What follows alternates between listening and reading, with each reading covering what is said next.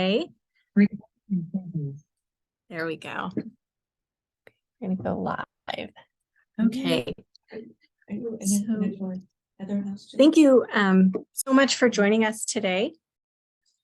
We are going to go ahead and get started here with our presentation. You cannot see me yet. I will try to pop on here at the end, but we do have a really wonderful presentation today for our March Awareness Series. So whether you're attending virtually or here in person, we appreciate you taking time out of your day.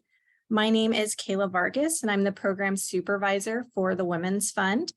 The mission of the Women's Fund is to provide free health education and resiliency skills for women and adolescent girls in the greater Houston area. So we work to provide them with the tools they need to be advocates for their health.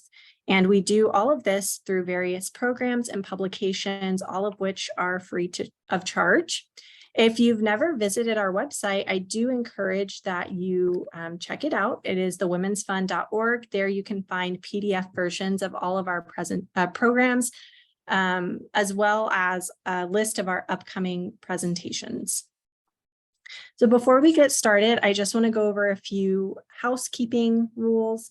If you are not already muted, please do so at this time, just so that we can limit any distractions throughout the presentation. Also, we do have a presentation immediately following this, so we are going to stick to our time as best as we can. If you have questions throughout the presentation, please feel free to place them in the chat and we can answer them at the end of the presentation during the Q&A.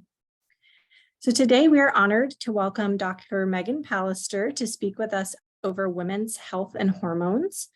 Dr. Pallister has worked as a medical student tutor and was vice president of her medical school. Following her residency at Baylor Medical Center, where she was elected chief resident, Dr. Pallister began seeing patients with Kelsey-Seybold. She is a member of the Association of American Medical Colleges, the Texas Medical Association, the American Medical Association, the American Congress of Obstetricians and Gynecologists, and the Society of Academic Specialists in General Obstetrics and Gynecology. Definitely a mouthful. She enjoys yoga, spinning, trying new restaurants, and gardening.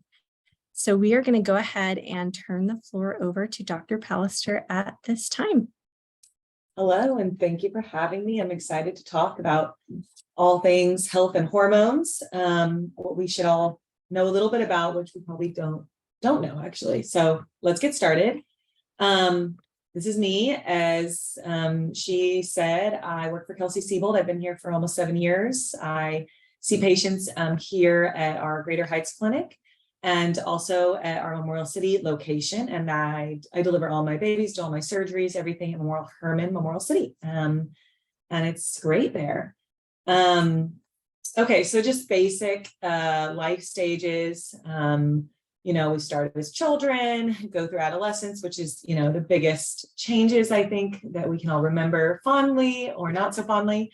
Puberty, menarche, and then the reproductive years, talking about family planning, having children, all of those fun things. And then menopause, which is, I think, the hardest thing for women to grasp and the hardest stage other than adolescence to go through. It's kind of, definitely throws us for a loop and can start a lot earlier than you think.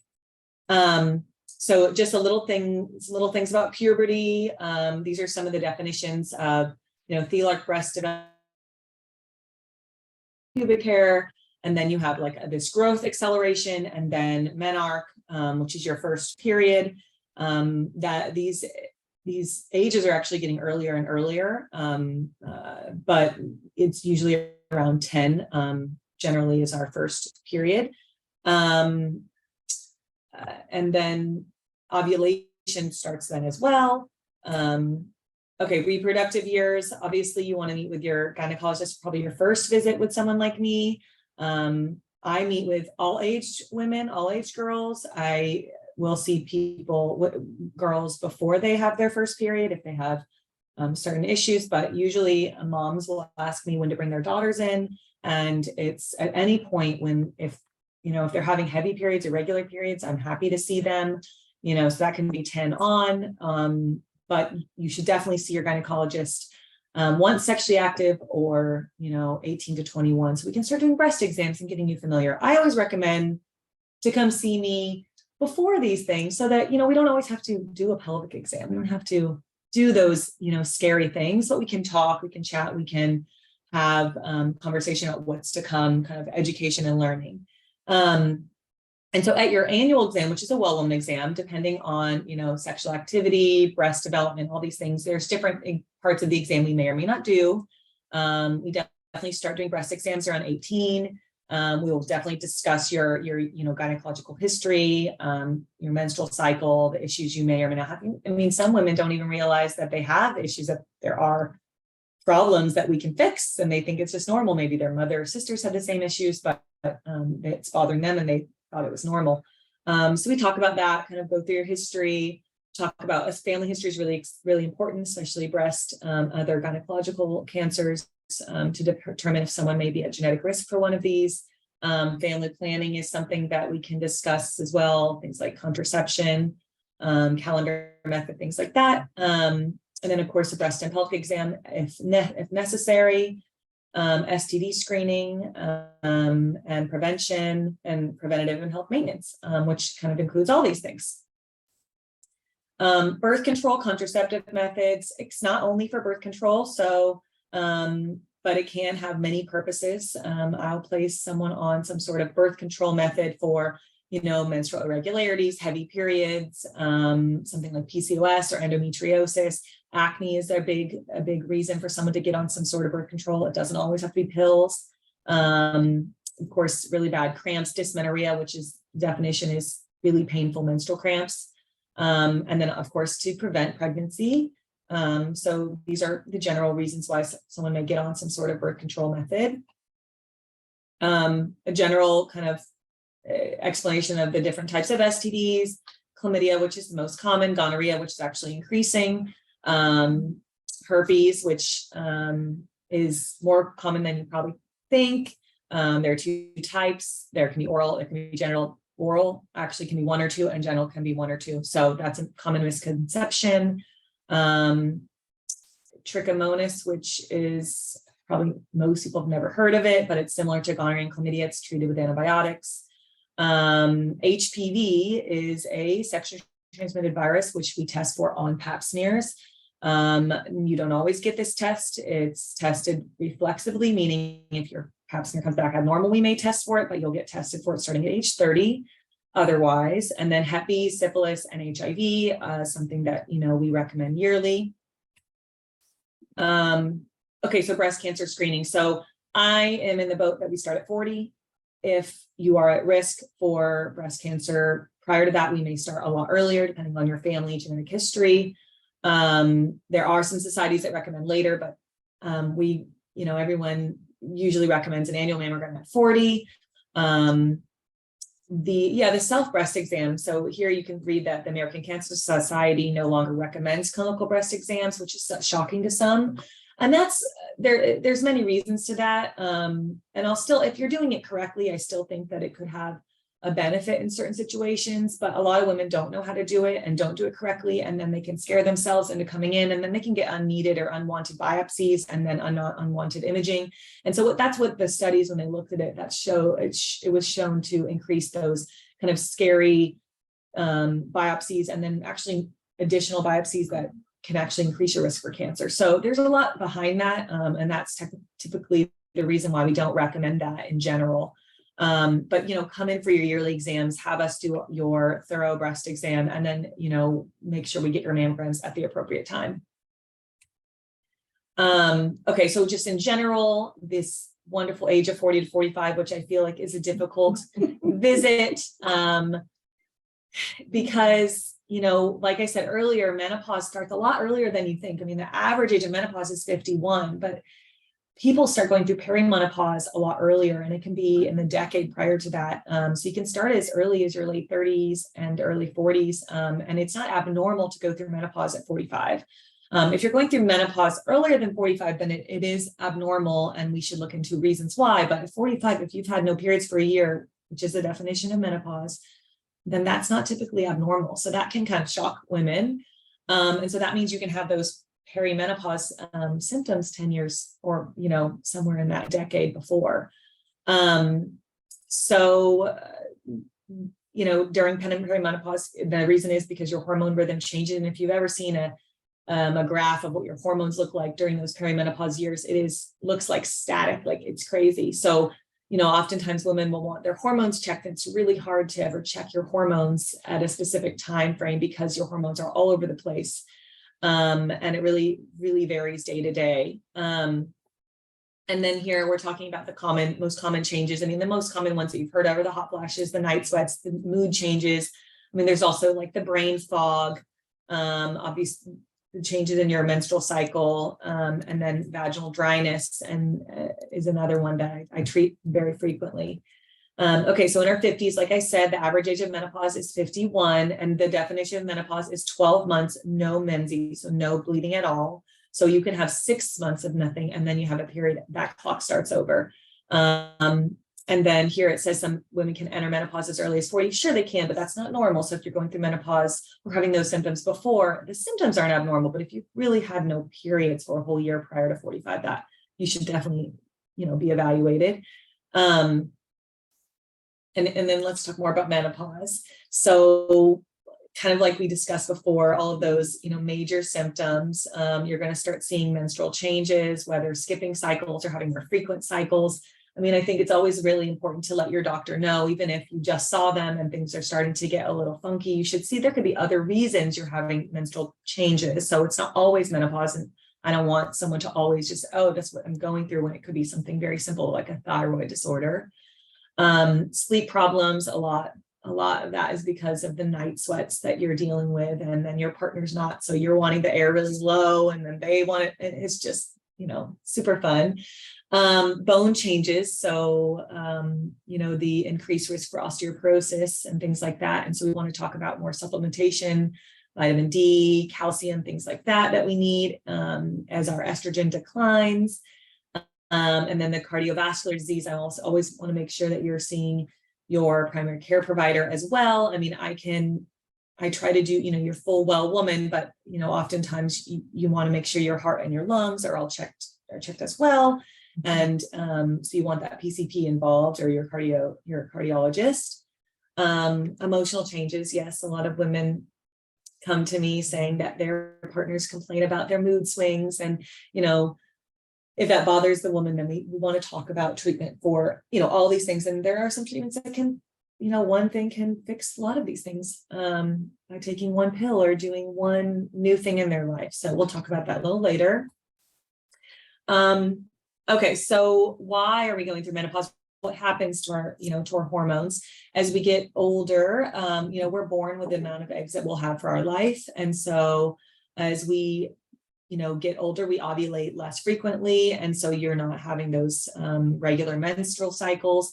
Your estrogen is declining. And so the lack of estrogen is going to cause those hot flashes, this night sweats, our bone loss, so many fun things.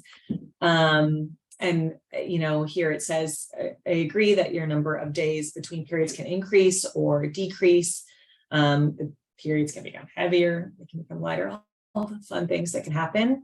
And this is normal, but again, you should always check with your OB-GYN because it may be related to something else that's going on. So we want to rule out the bad stuff, and then we can say, oh no, it's just, this is menopause or perimenopause. Hot flashes. I love this picture. So hot flashes, if you've ever had one, you know what it feels like. But there can be other medical problems that cause hot flashes, but in general, a menopausal hot flash, you're gonna feel like you just walked out into the Houston heat in July, and it could be January, and you're gonna sweat, you're gonna rip off all your clothes, and it's pretty miserable. And it can last for a few seconds, it can last for longer than that. It can happen once a week and not happen again for a few weeks, or it can happen multiple times a day. So I think when I talk to women, I talk to women during their well woman exam if they're having these symptoms and is it bothersome to them. So if they're having one once a month and they're not bothered by it, then, I let them know, come back to me, let me know when this is bothering your life. Because then we can talk about the treatments, hormonal therapy, certain antidepressants are FDA approved even to treat specifically hot flashes. And then of course, some over-the-counter supplements. Again, there are some blood pressure medications I don't frequently use, but there are some other things we can use to try to treat these. Coping tips, pretty obvious, but obviously may need to be said, but stay out of the heat. So, move out of Houston, I guess, in the summer. Which if you have the benefit of doing that, awesome. Exercise has definitely been shown to decrease hot flashes, and I've absolutely seen that. Someone who picks up exercise routines during the menopausal or perimenopausal time has definitely shown to decrease the number, frequency of hot flashes. Avoiding spicy foods, dressing in layers so you can take them off as needed, using a fan to sleep, especially at night. These things seem obvious, but, they need to be, resaid so that we can, help us get through those miserable days. Sleep problems are super common during menopause, hard to fix. It's just the hormonal changes and shifts that affects your sleep rhythm at night. So there are some tips to help kind of keep you on that rhythm, avoiding the caffeine late at night, less alcohol, exercising again. So, some obvious things, but things you may need to say, oh yeah, that's probably I'm drinking all this caffeine at 3 p.m. I maybe can decrease that. And then you can see your sleep getting back to normal. Sexual changes. So as that estrogen level decreases, the vagina can become dry. There is lack of elasticity. There can be pain during sex. You can have a lack of desire to have sex. And then one can cause the other. So if you're having, pain during sex or bleeding even during sex, then you may not want to have sex. And then that can kind of lead to decreased desire, right? So we can fix that. So come see me. And yeah, you can still enjoy sex. I've had many women, I think, especially when I was younger, starting out, they had never talked to their doctor about these issues. And then coming to me, who they're like, she doesn't know what I'm talking about. I do. And I feel like I've helped a lot of women that had never even known there was a treatment for this. So there's other things. You don't have to use hormones, but there are hormones that are safe to use. Even in a lot of my breast cancer patients who have this issue, either whether it be from radiation or chemo and then menopause on top of that, we can still use those hormones in a lot of patients. So, and if you're averse to hormones, there's other things as well. Bone density, so something to start thinking about. We definitely start doing them at least at age 65, if not earlier. You want to prevent bone loss. That lack of estrogen increases our bone loss, and so we're at risk for osteoporosis. And you want to get your vitamin D supplementation. None of us are in the sun enough to get enough vitamin D3, so we want to recommend that like around 800 units a day, and you can take that in different ways. And then calcium, we actually recommend getting it in your diet. And most people do get enough calcium in your diet, unless you're like a dairy-free person, but there are other things that have calcium. You don't really want to take a calcium supplement, and that can actually increase kidney stones. So we recommend taking calcium, getting calcium through your diet. Cardiovascular disease is, the number one killer of women. So super important to keep an eye on your heart health and see your cardiologist or your PCP regularly. Don't smoke. Easy to say. And then this Mediterranean diet has been shown to keep your heart healthy, and exercise, of course. Emotional changes, like we're talking about before, the mood swings, the mood changes, and just like even some women can go through depression from going through menopause, and having all these other symptoms can lead to feeling depressed, getting older. So we have to evaluate for those symptoms. Why are they depressed? Is it depressed because they're not sleeping and then they're tired throughout the day and they can't do the things they love? Or is it just because of their mood? So we have to evaluate like what needs to get involved, like do we need medication, do we need a therapist, do we need a psychiatrist? All these things can be helpful. And so treatment, let's talk about that. So hormonal therapy is definitely a mainstay of treating menopausal symptoms. And I treat the symptoms. I'm not going to treat the number. So I'm usually in most cases not going to do hormone testing because I'm going to treat you.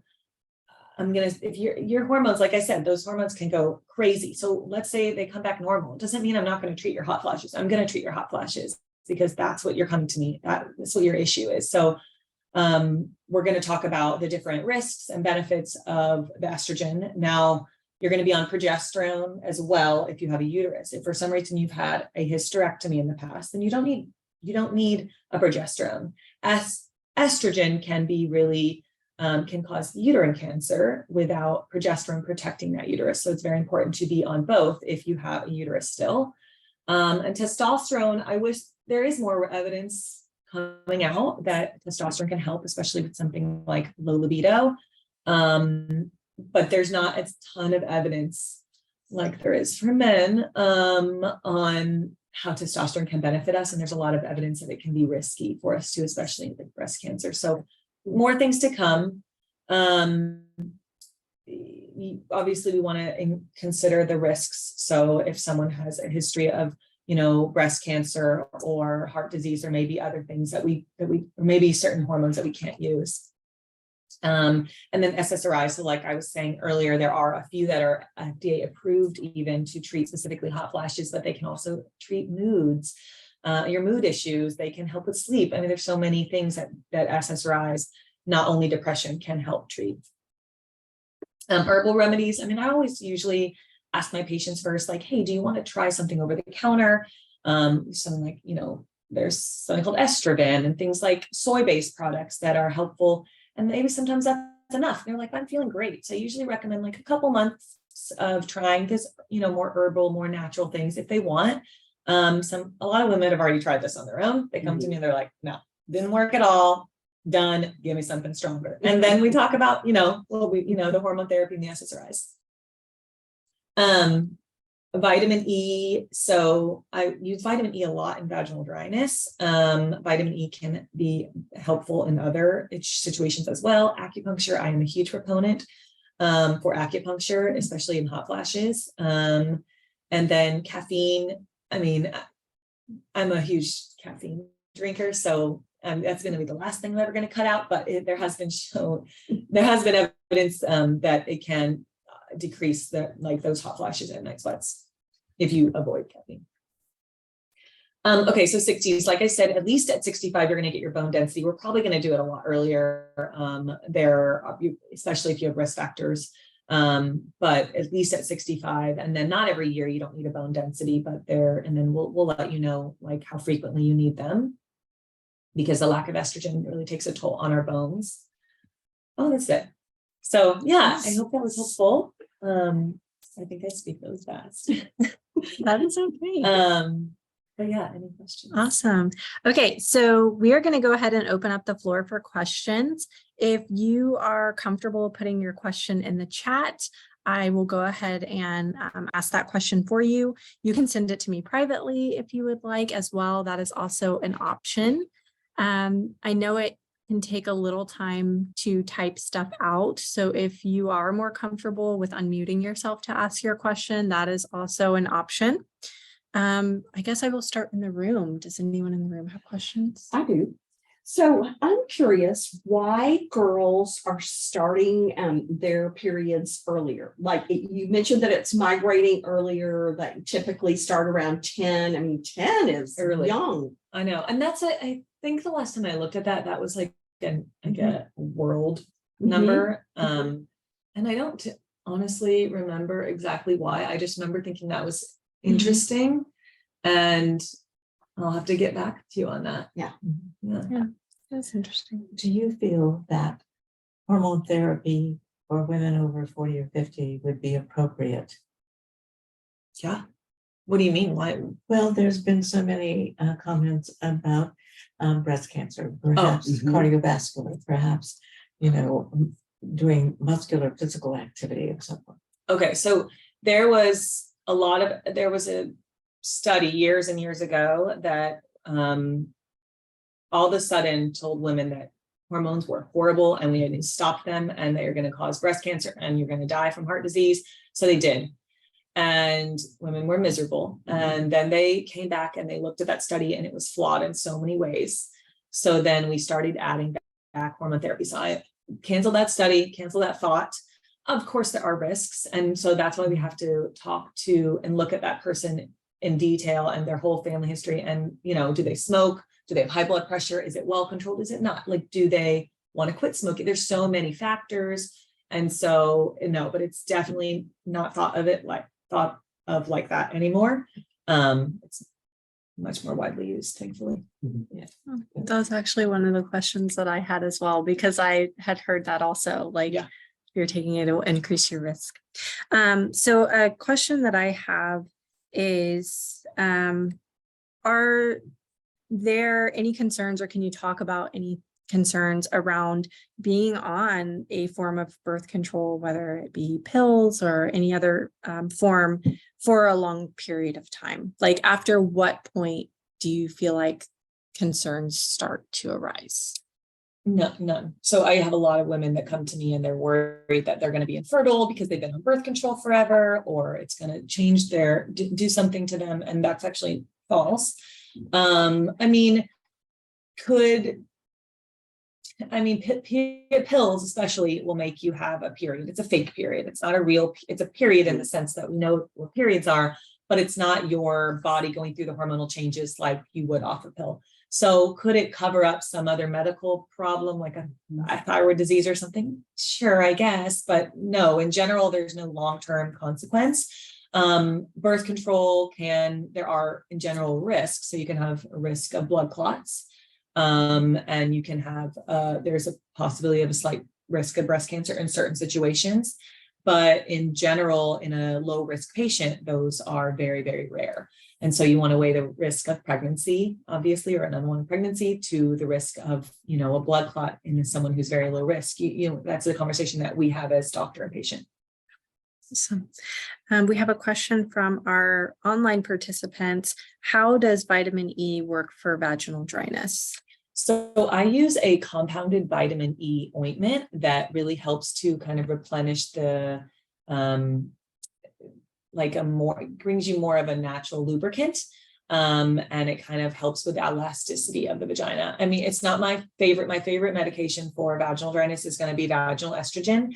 And if I can just take a minute and talk about that, it's not the same type of estrogen that you're going to use for hot flashes, night sweats. So a lot of my women don't have those issues. A lot of my patients don't have those issues. They don't want hormone therapy for those problems. They only have vaginal dryness. So we're going to use a cream or a pill that they place in the vagina a couple of nights a week. And that helps those vaginal symptoms only. So in studies, they looked at the levels of estrogen in our blood from that vaginal estrogen usage, and there was no increase in estrogen. So that in theory means that there's no risk, like there is with hormone patches. There's, you know, that slight baseline risk of increased breast cancer and cardiovascular issues. That's not the same as using a vaginal estrogen. So a lot of women are like, oh, I'm not going to use any hormones. But then I'm like, I try to explain that, and they're okay, well, I'll use the vaginal estrogen because the risk is very different. But that vitamin E can be helpful in adjunct or on its own if someone's can't use the vaginal estrogen, or they didn't like it, or whatever the reason may be. And I guess a follow-up question, where can you find compounded vitamin E?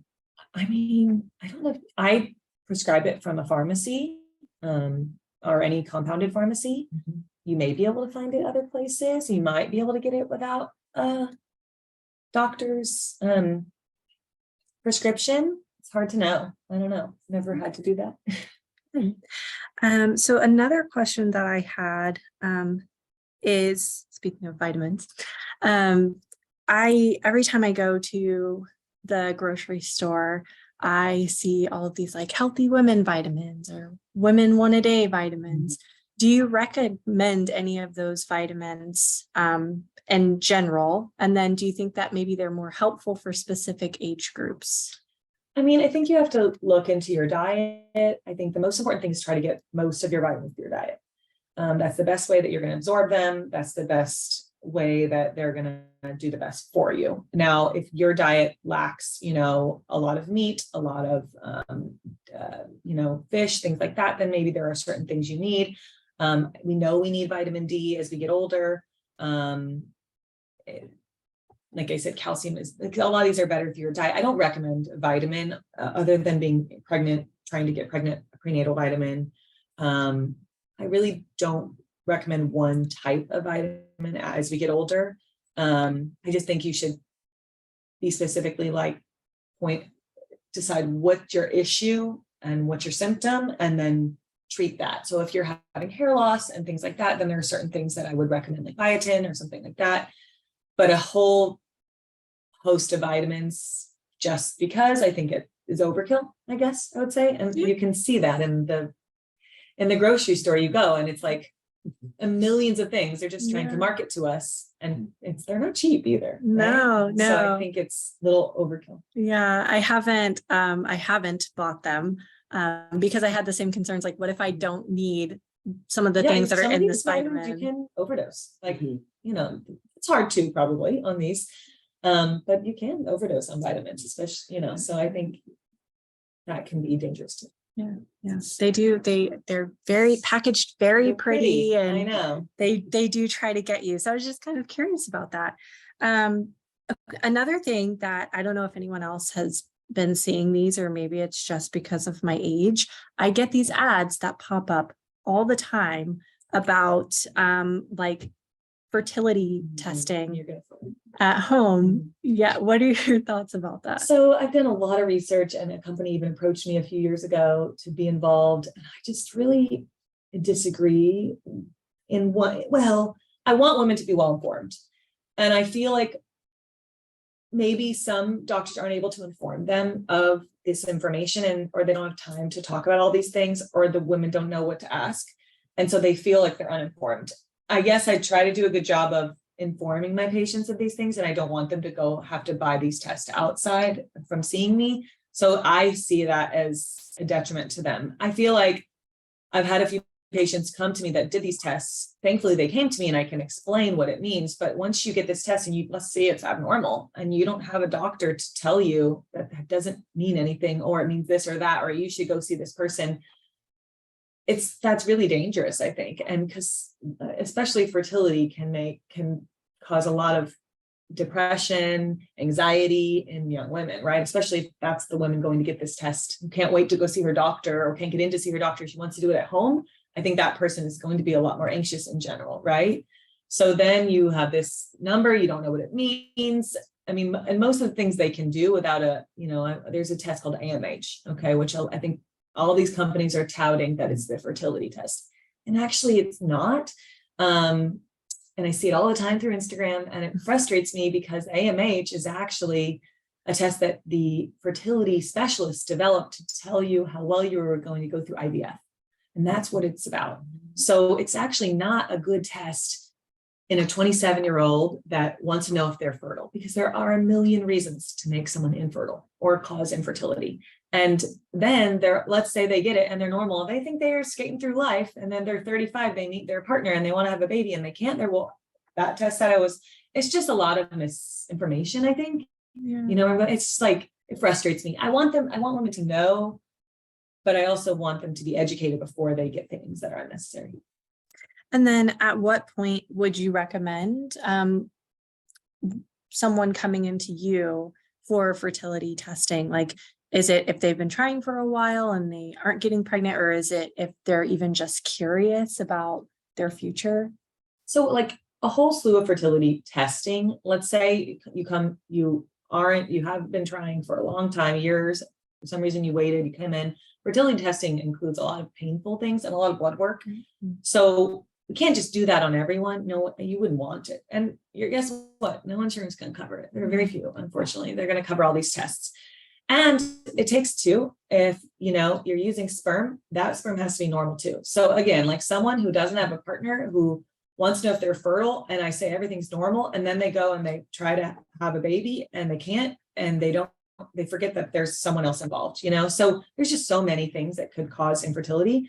So I don't ever recommend fertility testing unless there is concern that you're not able to get pregnant. So aside from that, if you're having regular cycles, you can test for ovulation at home. That's an easy thing to do. If that's positive, then most likely you're ovulating and you're able to release an egg. That's number one.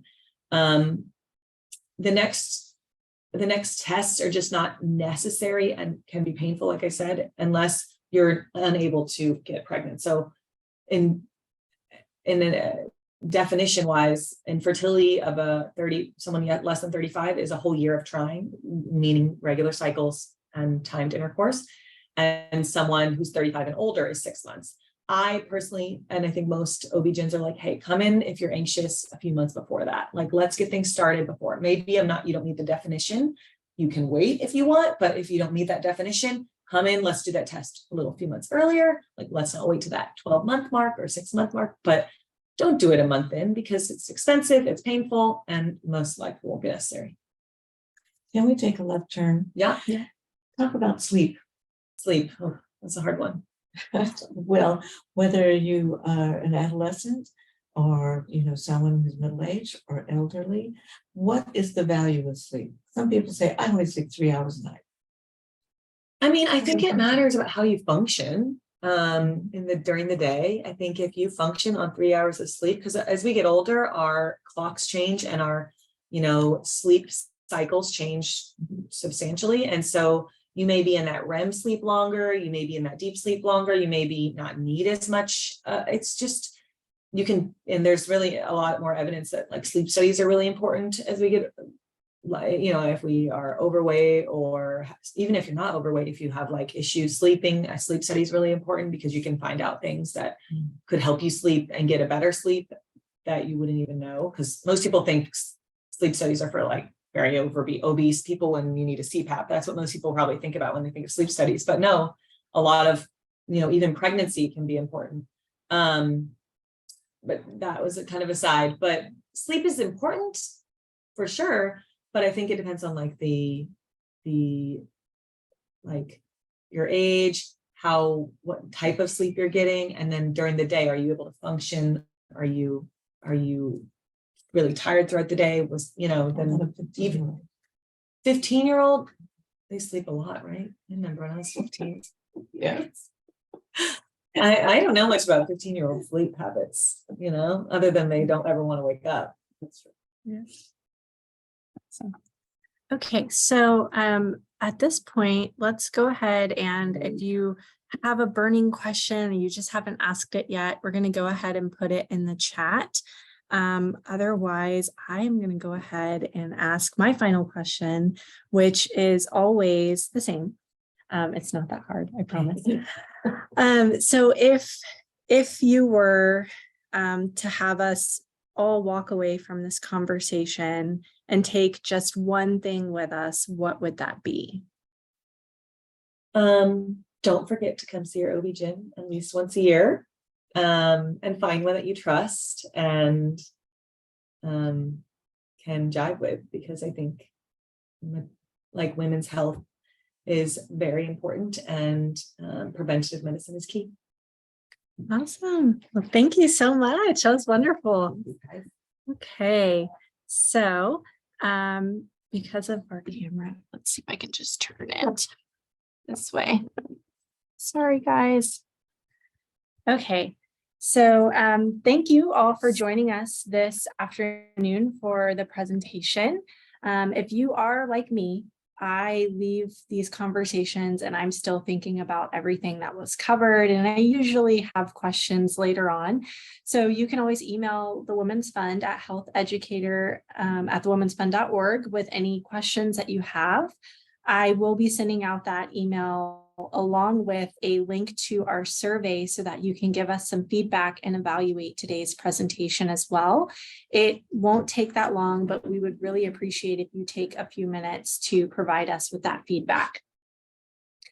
In addition, I have our website as well as our social media accounts linked here in case you're interested in following us and seeing what we have coming in the next few weeks and months. We do have an exciting presentation immediately after this one, starting at 1 o'clock. with the University of Houston downtown. And that presentation will be over navigating the personal journey of grief and loss. I've gone ahead and placed the meeting ID there on the screen if you're interested in hopping over to that presentation. Additionally, our next awareness series will be on April 19th over the cost of carrying the unspoken impact of compassion fatigue. So our speaker today at UHD will be covering that topic next month for our awareness series.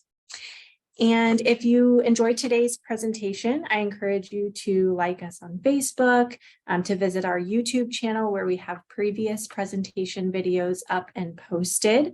A recording of this video will be posted within a week. And finally, I want to mention a few other things going on at the Women's Fund. We are currently accepting nominations for our John P. McGovern Champion in Women's Health and Wellness Award. The deadline for that is Monday, March 27th on or before 11:59 p.m. You can find more information on our website. And we are also accepting applications for our 9th annual Barbara Devetsky Scholarship. So if you know a graduating senior girl in the Greater Houston area that is applying for scholarships, we have that up on our website as well. The deadline is March 31st. And that concludes today's presentation. Again, thank you so much for joining us, and we hope to see you in the next one. Bye.